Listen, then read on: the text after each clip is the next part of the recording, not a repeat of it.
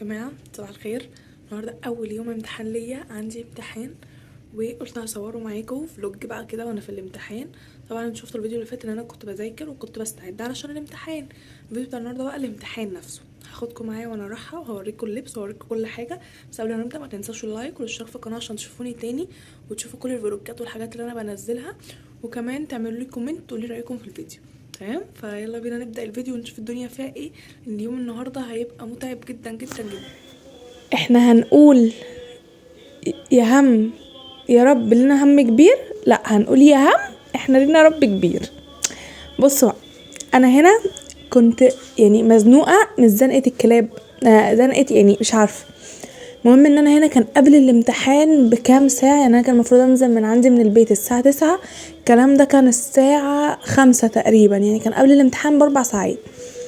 قعدت كده راجع واكتب وانا صاحيه حاسه ان انا ناسيه كل حاجه انا مذاكراها. يا جماعه اقسم بالله انا قعدت 3 ايام على الماده دي وجيت اليوم الامتحان حاسه ان انا ناسيه كل حاجه كل حاجه ومرعوبه.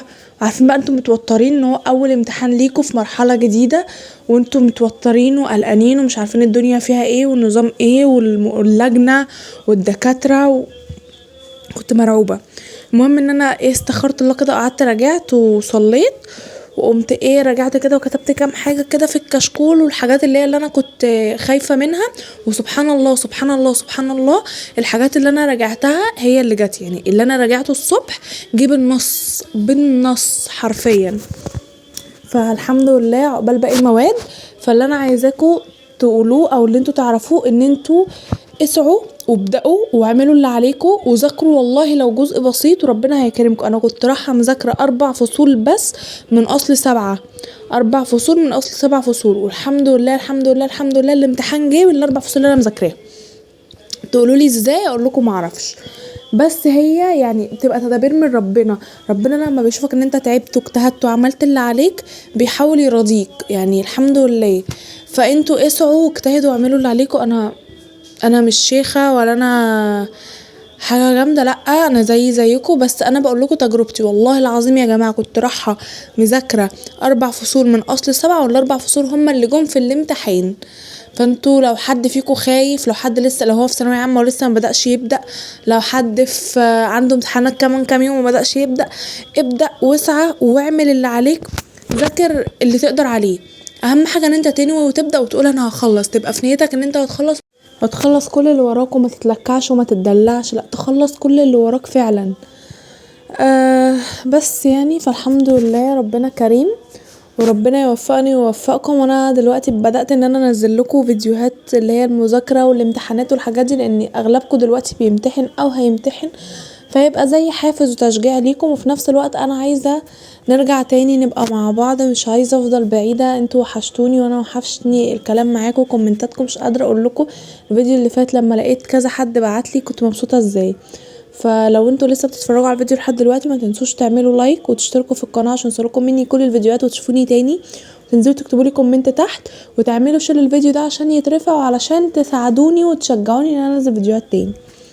تمام، هنا بقى كنت خلاص اللي هو بفنش اصلا، اللي هو كل فصل كده باخد منه الاسئله المهمه وبكتبها وخلاص، يعني اللي هو انا بفنش لان مفيش وقت.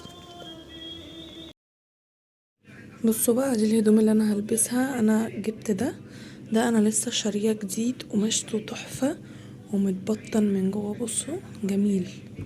وهلبس عليه البنطلون ده وهلبس عليه الشميز الابيض ده انا لابساه، وهلبس الطرحه سودا والكوتش ابيض، فهيبقى حلو جدا. هوريكم صوره او فيديوهات لما اصل البسه. تمام، فده كده الاوتفيت اللي انا هلبسه، ويا رب يا رب يا رب يبقى الامتحان كويس. يلا بينا. هنا بقى ده شكلي لما لبست، بس كان شكلي قمر يا ولاد، قمر قمر قمر. كنت لابسه حلو عشان انا والامتحان ما يبقاش ليا حل.